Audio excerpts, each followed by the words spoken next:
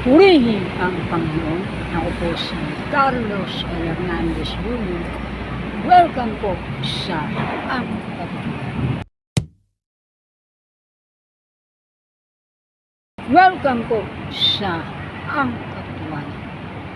Ako po ay narito upang ating talakayin ang ikalawang bahagdan ng Demo Arkia. Ang Demo Arkia po ay may una hanggang ika-4 na bahagdan. Kung inyo pong pinalo ito sa tiktok.com/@angkatotohanan1234 o napanood mo ito sa youtube.com/@angkatotohanan1234 ay inyong nababatid kung ano yung unang bahagdan ng Demo Arkia. Ang ikalawang bahagdan ng Demo Arkia ay ang Republika. Ito po ay nanggaling sa salitang res at publica na ang ibig sabihin ay think public o dalaw. Sa ilalim ng Republika bilang ikalawang bahagdan ng Demo Arkia, ang Demo Arkia ay dumanas ng pagkakaroon ng kalubusan o pagkakaroon ng kaperpektuhan sa kalagayan ito, sapagkat bago matapos ang unang bahagdan, kinakailangan na magkaroon ng katuparan ang layunin ng legislation by the people.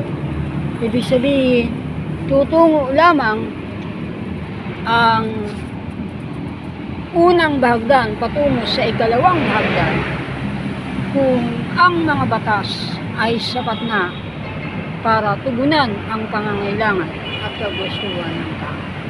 Sa ilalim ng ikalawang bahagdan, ang gobyerno ay government by the law na. Ibig sabihin, ang lahat ay ganap ng pantay-pantay at walang ibang mas mataas kundi ang batas. Aabot lamang ang Demo Arkia sa ikalawang bahagdan kung ang batas ay naging sapat na sa mga bagay, hindi na kailangan pang dagdagan para matugunan ang pangangailangan at kagustuhan ng mga tao, para maproteksyonan ang buhay, ari-arian at kalayaan.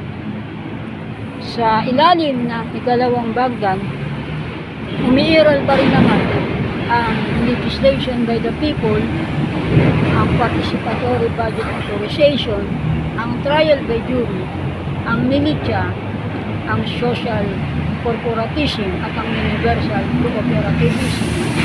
Ang kaibahan nga lamang, dahil sapat na ang batas na umiiral para sa pangangailangan at kagustuhan ng mga tao, at dahil sa sapat na para maproteksyonan ang karapatan ng tao sa kanyang kalayaan, ari-arian at buhay, ay makikita na halos hindi na kinakailangan ang pagkakaroon ng karagdagang batas o ordinansa.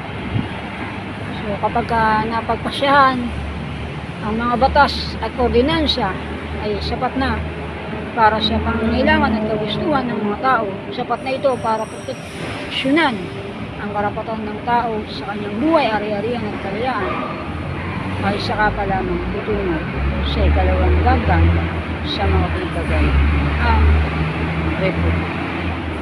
Ako po si Carlos Hernandez Jr. Ito ang katotohanan. Purihin ang Panginoon.